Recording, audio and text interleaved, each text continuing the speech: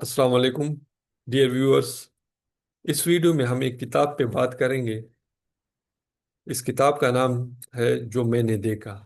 اور اس کتاب کے مصنف کا نام راؤ رشید ہے۔ یہ کتاب دراصل پاکستانی سیاست اور حکمرانی کی اندرونی کہانی ہے۔ کتاب کے مصنف راؤ رشید نے تعلیم علی گڑھ یونیورسٹی سے حاصل کی، اور پاکستان آنے کے بعد آپ پہلے بطور لیکچرر تعینات ہوئی، پھر اس کے بعد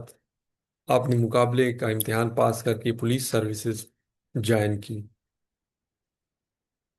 اور دراصل یہ کتاب نہ صرف آپ کی ذاتی زندگی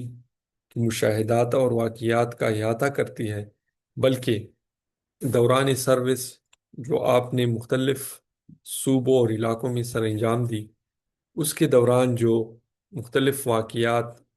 آپ کے ساتھ پیش ہوئے ہیں یا آپ نے جو مشاہدات کیے ہیں، ان کا جامع ذکر ہے۔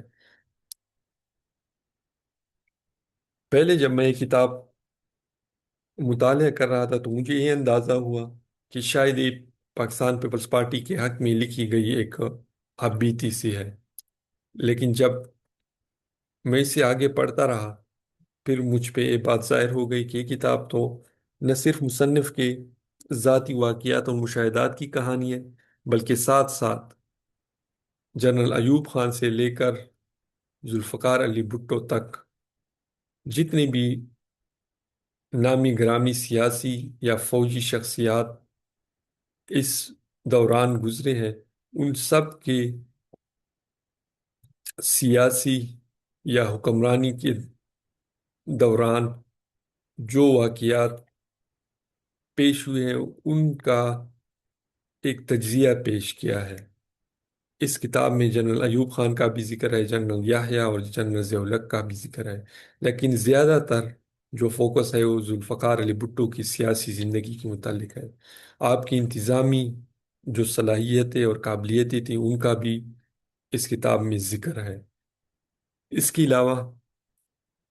چونکہ راؤ رشید صاحب نے ذوالفقار علی بھٹو کے ساتھ